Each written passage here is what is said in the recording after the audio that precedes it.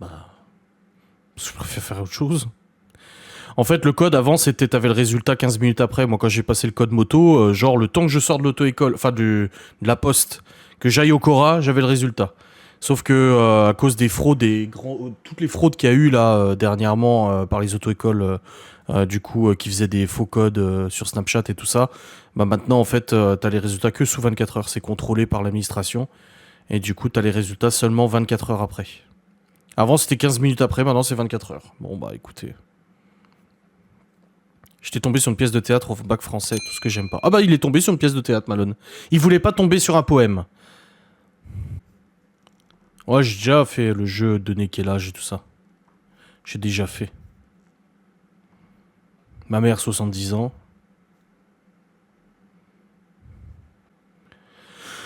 Ouais, à l'époque, c'était au cinéma, quoi. J'avais pas... Alors, quand j'ai passé en 2006, c'était au cinéma.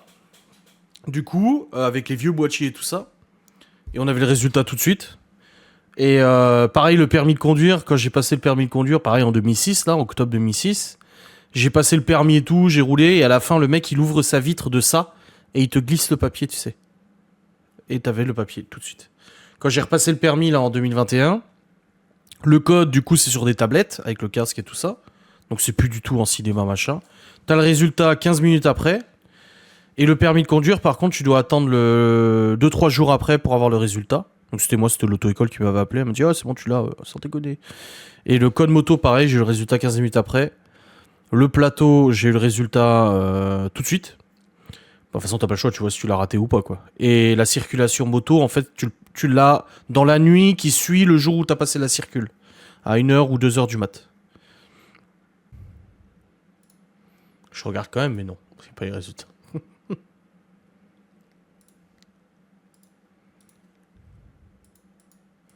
O. OP. Demain, dernier jour d'école. Dernier jour à se lever pour aller à l'école, mine de rien. Ça, par contre, ça fait plaisir à son homme. Ça, je vais pas te mentir, c'est agréable. Il y a une aération sur ce truc de merde là ou c'est une fixation? C'est une aération tellement ça chauffe. Eh ben, dis donc.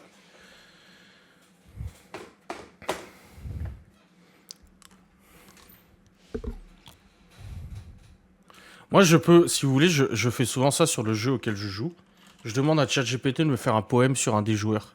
Je vais vous faire un poème, regardez, encore. Attends, continue. Google. Avec ce temps, on se croirait pas en été. Oh putain, mais aujourd'hui, je crois que c'était le pire du pire. Et vous allez voir dans le vlog, hein.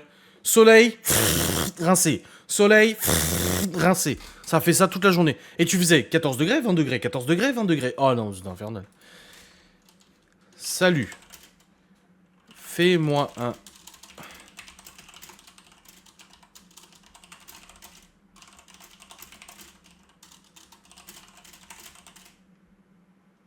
Voilà. C'est parti.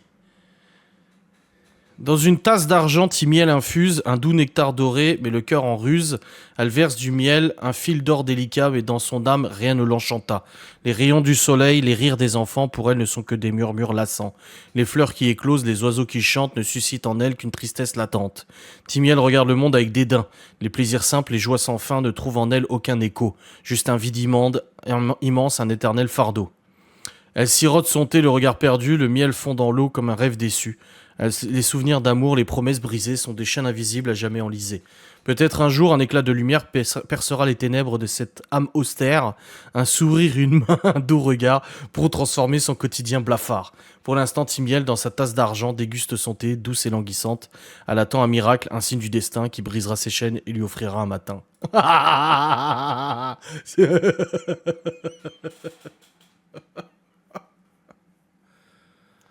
Oh putain.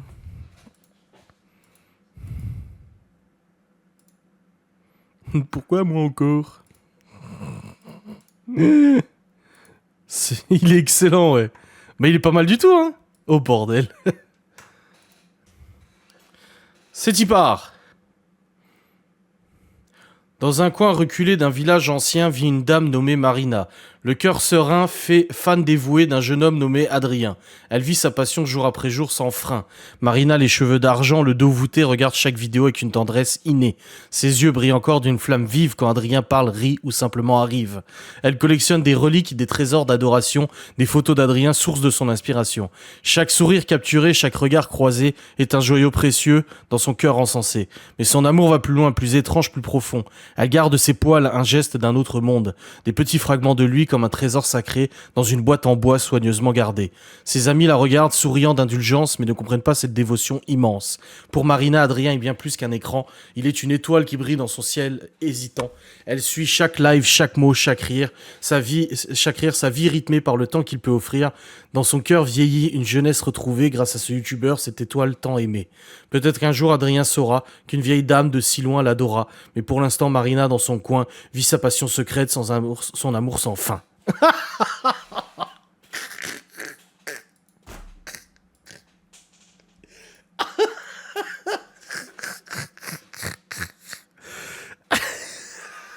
Non, il n'y a pas de faute.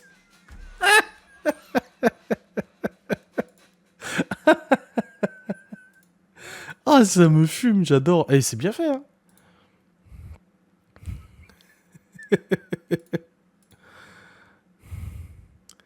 J'arrive maintenant, c'est fait par une IA. Oui, bah oui. Il est trop bien fait. Mais grave.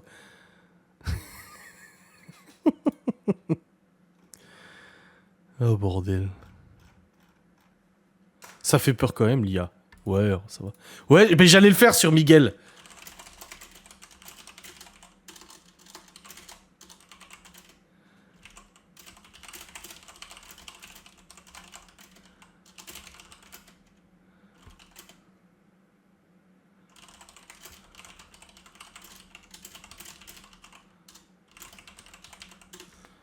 C'est parti. Tu as mis quoi comme mot-clé? Rien, je mets quasiment rien. Là, j'avais marqué « Fais-moi un poème sur Timiel qui n'aime rien du tout dans la vie ». Et il m'a fait le poème. Après, je dis « Fais-moi un poème sur Marina, une vieille fan d'un youtubeur qui s'appelle Adrien. Elle collectionne ses poils », j'ai marqué.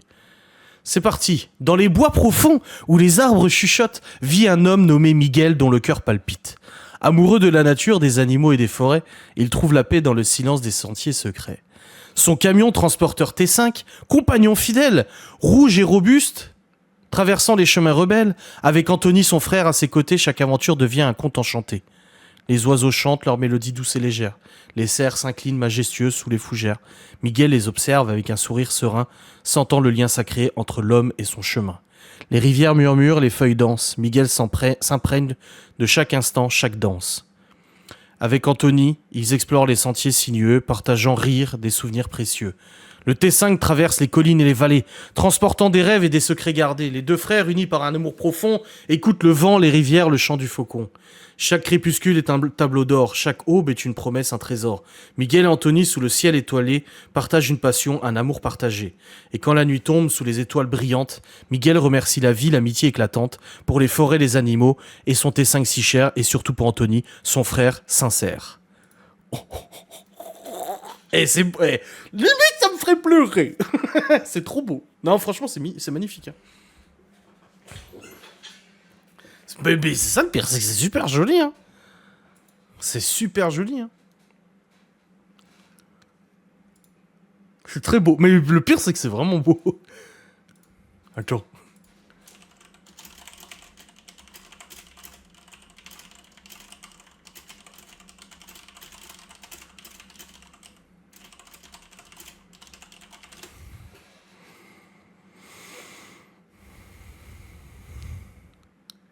Vous avez deviné de qui je parle.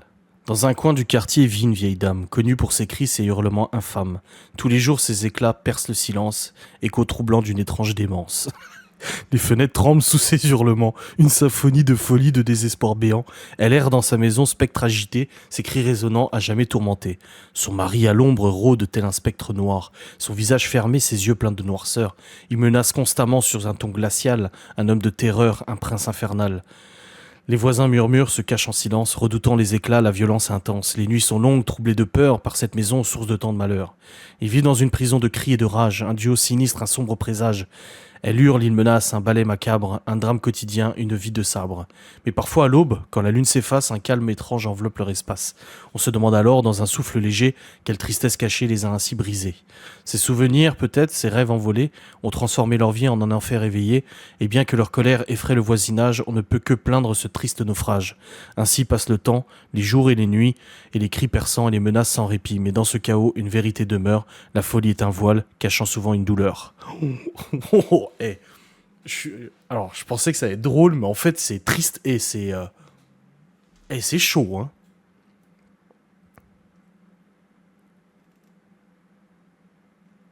On n'a pas trouvé modération, grave.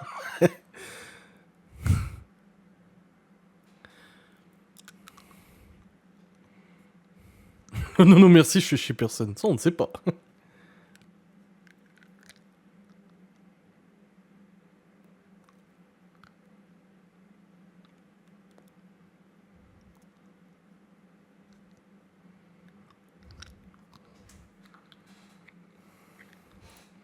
C'est bien foutu, hein, quand même. Hein. Et sur le Botrix? Pourquoi ce Botrix? Laissez-le tranquille, le bot.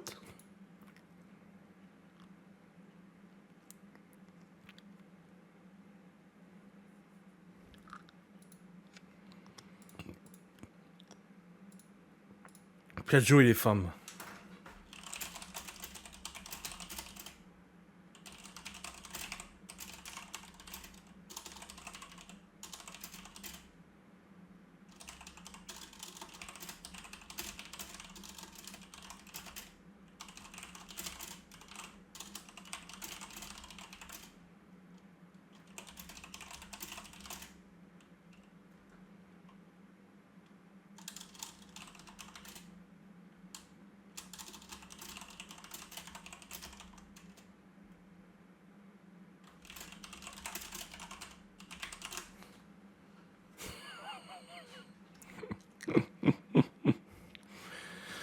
Sous l'écran bleuté où les pixels dansent, vit Piaggio, l'internaute en quête de romance. Il erre sans fin d'un profil à l'autre, cherchant des femmes, un rêve à l'éclore. Avec des mots suaves, il tisse des filets, espérant capturer des cœurs en secret. Les compliments fusent, les promesses volent, mais derrière chaque clic, une âme qui s'affole. Il s'invente des vies, des histoires à foison, des récits de bravoure, des contes sans raison, mais sous cette façade, un trouble persiste, une identité fragile, un malaise triste. Piaggio se perd dans ce monde virtuel, fuyant un reflet, une vérité cruelle. Car chaque tentative, chaque flirt sans fin est un écho de lui-même, un schéma incertain. Les nuits défilent, les écrans scintillent, mais Piaggio se rend vide qui le titille. Il sourit en ligne, mais dans son cœur une brèche, un questionnement profond, une douleur sans fêlure. Les femmes passent, les conversations s'éteignent, et Piaggio reste seul malgré toutes ses peines. Il cherche à séduire, à combler un vide, mais se heurte toujours à ce trouble insipide. Peut-être qu'un jour, au détour d'une connexion, Piaggio trouvera plus qu'une simple affection, un miroir sincère, un regard dévoilé qui l'aidera à accepter son identité. Pour l'instant, il erre dans ce monde éclatant, cherchant des réponses dans le brouillard flottant. Piaggio, l'internaute, l'âme égarée, espère un jour enfin se retrouver. Et ChatGPT qui me dit « J'espère que ce poème capture bien l'essence de Piaggio et son voyage intérieur. »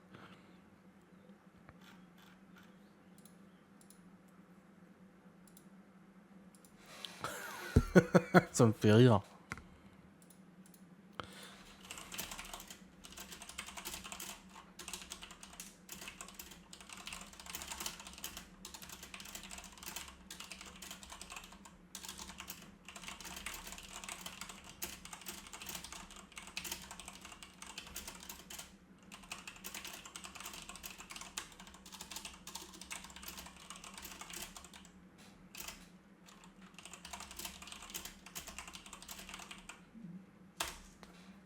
C'est y part. Dans un atelier empli de sciures et de chaînes, vit en taux un homme dont la force est certaine. Avec ses muscles d'acier et sa longue barbe, il sculpte le bois, chaque pièce une œuvre rare. Des petites lunettes posées sur son nez, il façonne le bois avec habileté. Ses mains, bien que rugueuses, sont douces et précises, transformant le bois en forme exquise. À ses côtés, son frère Miguel, toujours présent, partageant la passion du bois et des moments plaisants, leur rire résonne, leur complicité brille. Deux frères unis, vivant à plein la vie. Mais quand le soir tombe et le travail s'achève, les deux frères se détendent, laissant libre rêve. Ils s'assoient ensemble, les manettes en main, plongés dans l'univers de Mario Party sans fin. Les écrans s'illuminent, les défis commencent, les deux frères rivalisent avec une douce violence. Anto le musclé, Miguel son frère, compétitif mais joyeux sans aucune guerre. Les étoiles à gagner, les mini-jeux à dompter. Chaque victoire, chaque défaite, un instant partagé, leur complicité s'exprime dans chaque sourire. Deux frères soudés, rien ne peut les nuire. Anto le maître du bois, homme fort et fier, Miguel son complice, ami sincère. Dans l'atelier ou devant l'écran brillant, ils partagent une vie, un lien éclatant. Ainsi passent les jours entre bois et jeu, deux frères unis, complices et heureux, Anto et Miguel dans leur monde à eux, créent des souvenirs précieux, des moments fabuleux. C'est trop bien. C'est excellent. C'est excellent.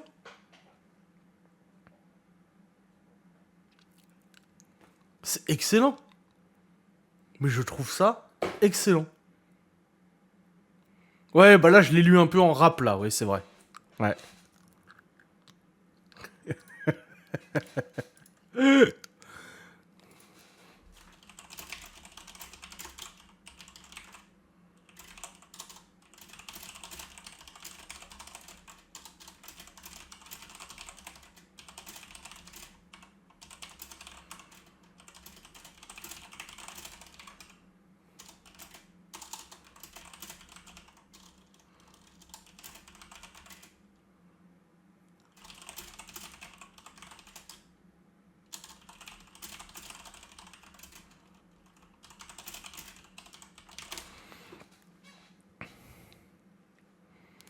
Dans un monde de rêves et de mystères enfuis, vit Geoffrey que l'on appelle Poulain sans bruit.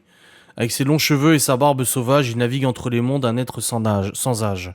Il dort souvent, plongé dans les songes profonds, explorant des contrées où règnent les démons.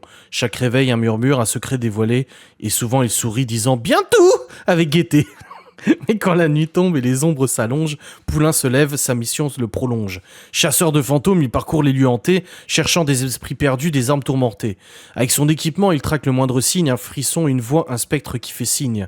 Les ténèbres reculent sous son regard perçant, Poulain avance, intrépide et vaillant. Mais quand il rentre chez lui, épuisé mais content, il allume sa console pour un autre combat. Ardent. Sur Warzone, il crie, il se bat avec passion, chaque partie une bataille, une intense dévotion. Les cris résonnent, les victoires éclatent, les défaites aussi, mais jamais ils ne s'abattent. Poulain, le guerrier dans le monde virtuel, déploie sa fougue, son talent éternel. Ainsi est Geoffrey, rêveur et combattant, un chasseur de fantômes, un joueur éblouissant. Avec ses cheveux longs et sa barbe fière, il trace son chemin sans peur ni barrière. Chaque jour une aventure, chaque nuit un défi, Poulain avance fidèle à sa vie. Dans les rêves, les fantômes et les jeux éclatants, il trouve sa voie, son monde captivant.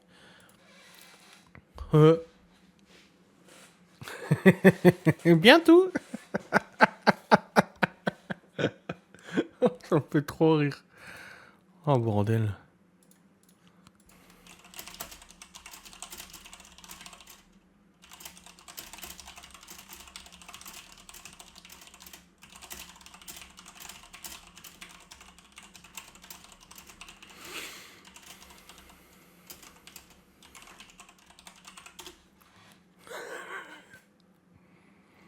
Il est un homme au goût bien défini qui chevauche sa moto avec entrain et envie. Un aventurier, un passionné sans peur ni reproche. Mais face au fromage fondu, il prend la fuite et s'effarouche. Le fromage, pourtant délicieux et fondant, pour lui est une malédiction enivrante.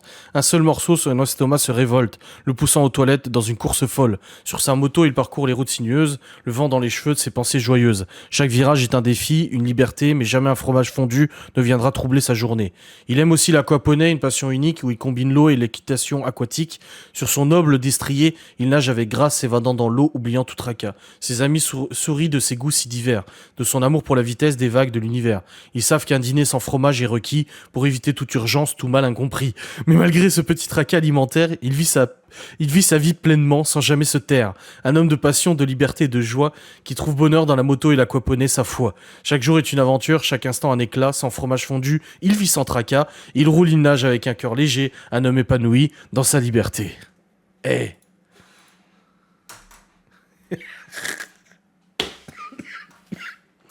Oh putain, je te jure. Ah, ça valait un Gartic Phone, ça. Ça me fait rire.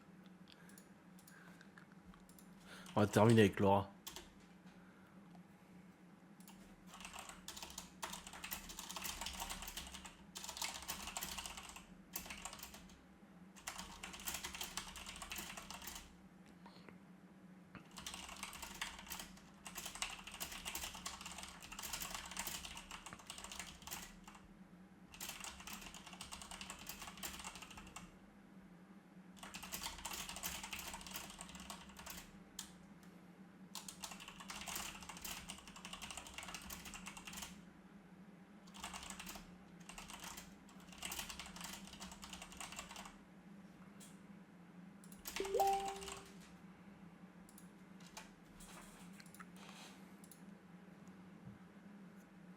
Bah, Geoffrey vient de m'écrire.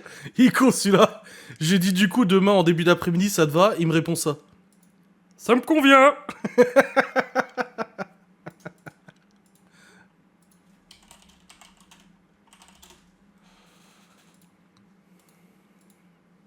Tu as déjà mis un don avec le lien que tu as mis? Bah oui, qu'on a fait live illimité. Ça marchait nickel, hein. Dans le creux des jours où le temps se presse, une femme se dresse forte et fière sans cesse. Elle se nomme Laura, mère au cœur vaillant, qui élève 5 enfants avec amour et talent. Chaque matin, elle embrasse les cieux avec des rêves en tête et l'espoir dans les yeux. Ses enfants, ses trésors, ses petites étoiles, dans la maison résonnent leur joie, leur cabale. Elle est une mère, une force de nature qui, malgré les tempêtes, garde sa droiture. Dans les rires et les pleurs, elle trouve son chemin, guidée par l'amour sous un ciel incertain. Mais Laura ne s'arrête pas à ce don précieux. Elle a aussi une entreprise qui rend heureux. Confectionnant des petits repas, apéritifs et desserts, ses mains créent des merveilles comme par un mystère. Dans sa cuisine, elle danse, mélange les saveurs. Chaque plat est une ode, une poème de couleurs. Elle affronte les défis, les peurs et les doutes avec une force incroyable. Elle trace sa route. Parfois, les ombres s'étirent, les journées sont longues, mais Laura persévère comme une héroïne de son propre songe. Ses enfants, ses créations, sa vie en symphonie sont les témoins de son courage, de son infinie énergie. Ô Laura, mère et artisane, femme au grand cœur, ta vie est un poème, un tableau de bonheur. Tu montres au monde que l'amour est la clé, que dans chaque épreuve, on peut en trouver la beauté. Ah, tu veux filer ton... Bah, c'est pas moi qui le fais, le lien. Attends. Moi, je vais... Attends, je sais quoi, je vais essayer d'y aller, moi, dessus. Kik, Adrien, tac, tac, tac. Faire un don. Bah, je tombe sur Streamlabs.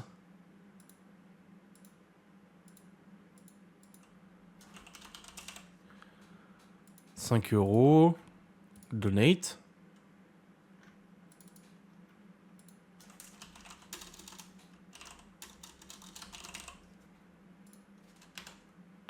Je vais donner 1 €.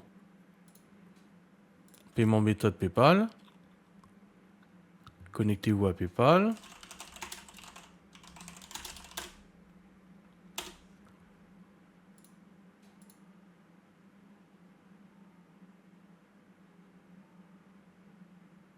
Ouais, et ça, je peux, mais ça me dit que je suis en train de me connecter à mon propre compte pour faire mon propre don, donc ça marche pas. Mais moi, ça va jusqu'au paiement et tout. Hein.